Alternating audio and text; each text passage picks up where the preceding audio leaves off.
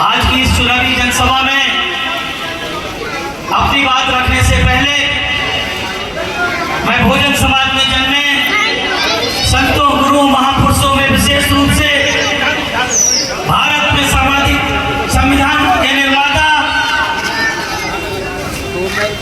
बोध सत्य बाबा साहब डॉक्टर भीमराव अम्बेडकर और उनके बाद इस कारवां को एक नई दिशा देने वाले वामसेवक टीएस4 और बहुजन समाज पार्टी के संस्थापक, इस सदी के महानायक मानवर श्री कांशीराम साहब के चरणों में श्रद्धा सुमन अर्पित करते हुए मैं बहुजन समाज पार्टी की राष्ट्रीय अध्यक्ष, आबादी के हिसाब से इस देश के सबसे बड़े सूबे उत्तर प्रदेश की 4 बार लोकप्रिय, न्यायप्रिय, जनप्रिय मुख्यमंत्री रही, संसद की शेरनी आयरन लेडी परमारानी बहन जी को अपना आदर्श और प्रेरणा स्रोत मानते हुए उन्हें अपने हृदय की गहराइयों से कोटि कोटि आभार व्यक्त करता हूँ कि उन्होंने मुझे से एक साधारण से कार्यकर्ता को न सिर्फ उत्तर प्रदेश के उच्च सदन में भेजने का काम किया, बल्कि देश के सर्वोच्च सदन राज्यसभा में बोलने और बैठने का अवसर प्रदान किया।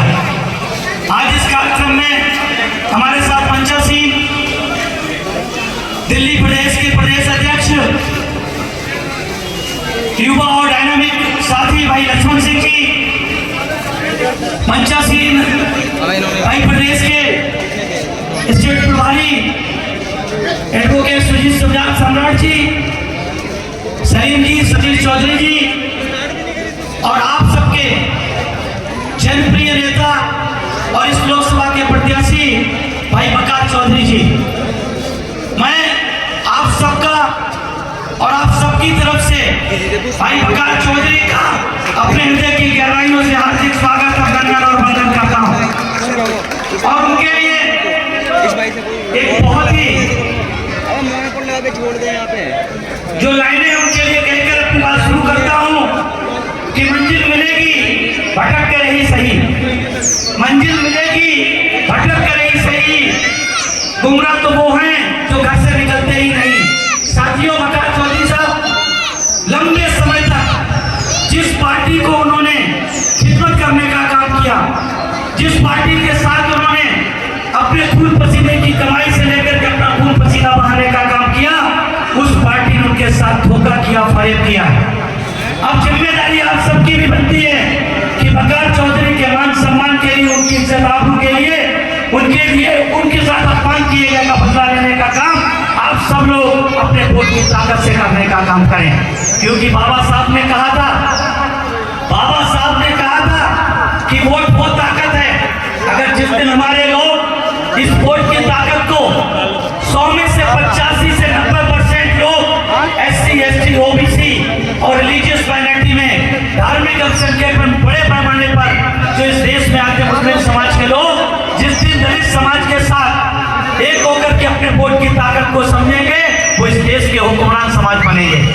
मानवर कांशीराम साहब ने जब वामसेवक टीएस4 से होते हुए 14 अप्रैल 1984 को इसी दिल्ली की धरती पर बहुजन समाज पार्टी की स्थापना की थी, तो उन्होंने इस देश के 20% के लगभग मुस्लिम समाज के लोगों से कहा था कि दलित शोषित मिलकर के, शोषित मिलकर के जालिम का मुकाबला कर सकते हैं। और इस देश में दलित और मुसलमान दोनों शोषित हैं, इसलिए उन्होंने कहा था दलित शोषित मिलकर के इस देश में जालिमों का मुकाबला कर सकते हैं। और इसलिए उन्होंने मुस्लिम समाज से हमेशा आह्वान किया था कि आपकी यारी, आपकी दोस्ती इन फिरकापरस्त लोगों के साथ नहीं है, जो लोग इस देश में केवल लड़ने का काम करते आए हों। चाहे साथियों लंबे समय तक इस देश में शासन करने वाली कांग्रेस पार्टी हो या फिर दूसरे नंबर की भारतीय जनता पार्टी हो, इन दोनों पार्टियों ने इस देश में लड़ा करके, वोट लेकर के अपनी शासन सत्ता कायम रखने का काम किया है। इसलिए आप लोगों के इस बात को ध्यान में रखना चाहिए कि आपकी इस लोकसभा की सीट पर एक तीसरी पार्टी, जो साथियों नागपुर की सही मायने में भी टीम है, सही मायने में अगर आप देखें, नागपुर साथियों हमेशा से कांग्रेस के बदले में बीजेपी को और बीजेपी के बदले में कांग्रेस को जिताती रही। और अब साथी जब उसने देखा पिछले 10 साल के, जब कांग्रेस पार्टी लगातार 10 साल शासन में रही और सबको पता है कि भ्रष्टाचार लिप्त होने के बाद आरएसएस ने सोचा कि कि कांग्रेस के बदले में हो सकता बीजेपी को ना भी तैयार हो, तो उन्होंने तीसरी पार्टी तैयार करने का काम किया, आम आदमी पार्टी। जो साथियों इसी दिल्ली प्रदेश के रामलीला मैदान से साथियों लोकपाल के नाम, भ्रष्टाचार के नाम पर साथियों भ्रष्टाचार के रोकने के नाम पर आई थी। तो साथियों सही मायने में साथियों मिर्जा गालिब साहब का एक शेर है, ये बंद कराने आए थे तवाइफों के कोठे, ये बंद कराने आए थे तवाइफों के कोठे, सिक्कों की खनन देख के खुद ही मुजरा कर बैठे। आज साथियों इनकी पार्टी जो लोकपाल विधेयक के लाने की बात करती थी, इनकी पार्टी जो भ्रष्टाचार खत्म करने की बात थी, पूरा देश नहीं पूरी दुनिया जानती है।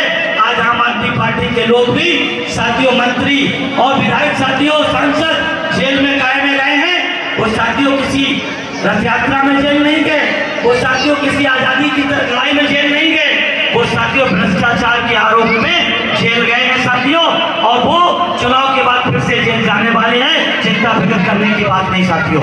इसलिए आप लोगों को जो लोग भ्रष्टाचार को खत्म करने की बात आए, वो खुद ही साथियों भ्रष्टाचार में आकर डूबे हुए हैं। जो लोग निर्भया कांड की बात को लेकर के सड़कों पर उतरते थे, आज वो अपनी पार्टी की सांसद के खिलाफ हुए अन्याय अत्याचार के खिलाफ साथियों मुंह बंद करके बैठे हैं और उनके विरोध में साथियों सड़कों पर उतरने का काम करते हैं। ये इनका चरित्र है। ये साथियों जेल से जमानत पे आए, इन्होंने सोचा कि भाई कैसे लोगों को गुमराह किया जाए।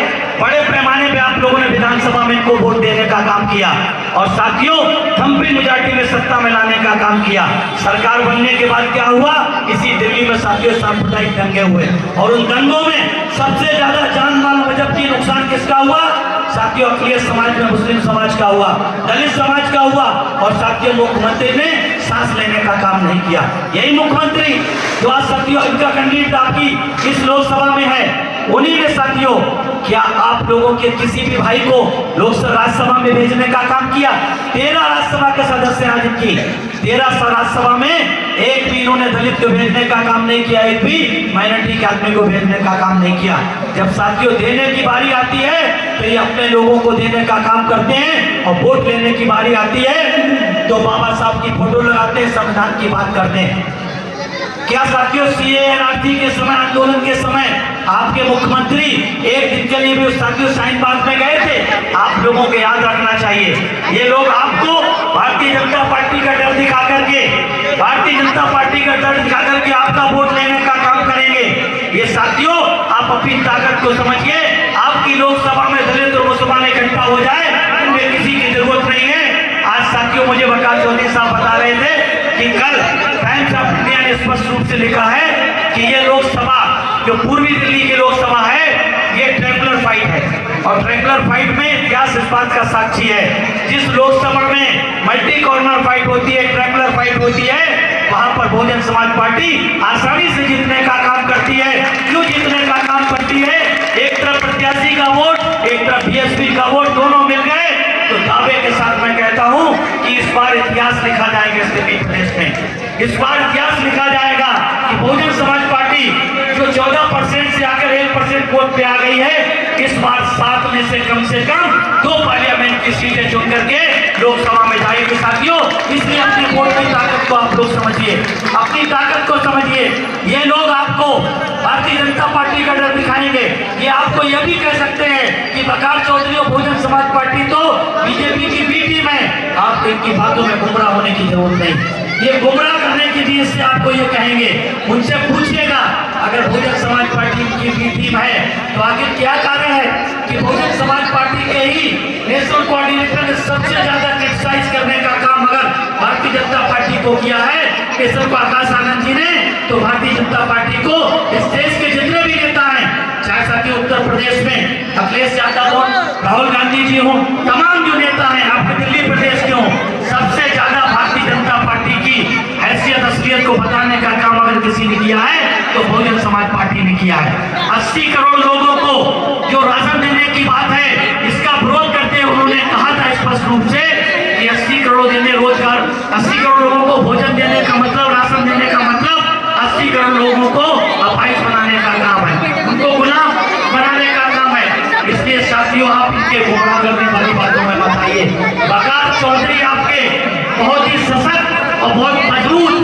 उम्मीदवार हैं, ये आपकी उम्मीद है साथियों। वकार चौधरी साहब को आप लोग एक बार ईमानदारी के साथ सारे दलित तो मुस्लिम समाज मिलकर के वोट देकर के देख लीजिए, आपकी ताकत, आपका लोकसभा सदस्य आपकी लोकसभा की सीट से चुन करके जाएगा। ज्यादा और कुछ ना कहते हुए मैं आपसे अपील करता हूं कि 25 तारीख को आप लोग सुबह नाश्ता करने से पहले अपना वोट डाल करके फिर नाश्ता करने का काम करिए। हाथी के सामने वाला बटन दबा करके भाई वकार चौधरी को ज्यादा से ज्यादा मत जिताने का काम करिए। इन्हीं शब्दों के साथ मैं अपनी वाणी को विराम देता हूँ। जय भीम, जय भारत, खुदा हाफिज। जिंदगी भर एहसानमंद रहूंगा, चूंकि एक मौका मिला है मुझे अपने आप को साबित करने का, आप लोगों को साबित करने का, आपके अपने वजूद को साबित करने का। मैं कोई फर्जीवाड़ा नहीं करता हूँ, सबको पता है।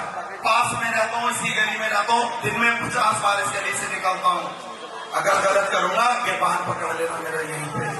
बस इस बार अगर आप लोग मेरी ताकत बन जाएंगे, क्योंकि अगर आप अखबार पढ़ते हैं, कल टाइम्स ऑफ इंडिया देख लेना, कल का जो निकल चुका है, कल टाइम्स ऑफ इंडिया में सीधा सीधा लिखा हुआ है, पूर्वी दिल्ली में त्रिकोणीय मुकाबला हो चुका है। आप लोगों को यकीन के लिए बता रहा हूं ये बात मैं, अभी हमारे सांसद जी ने भी बताया। त्रिकोणीय मुकाबला यानी तुम्हारा भाई, तुम्हारा बेटा उस मुकाबले में शामिल हो गया है। तुम लोगों को फख्र करना चाहिए और उन लोगों को झापड़ मारना चाहिए जो कहते थे वकार चौधरी को तो 238 वोट आएंगी। काउंटिंग भी बता दी थी मुझे, 238 वोट आएंगी। उन लोगों को फख्र करना चाहिए कि आज तुम्हारा भाई, तुम्हारा बेटा मुकाबले में है। और सबसे पहला मुकाबला मेरा भारतीय जनता पार्टी से है, क्योंकि आम आदमी पार्टी तो पहले से तीसरे नंबर पे है। तो बता दो 25 तारीख को मेरा दूसरे निशान का बटन है, दूसरे नंबर का बटन है, हाथी का निशान है।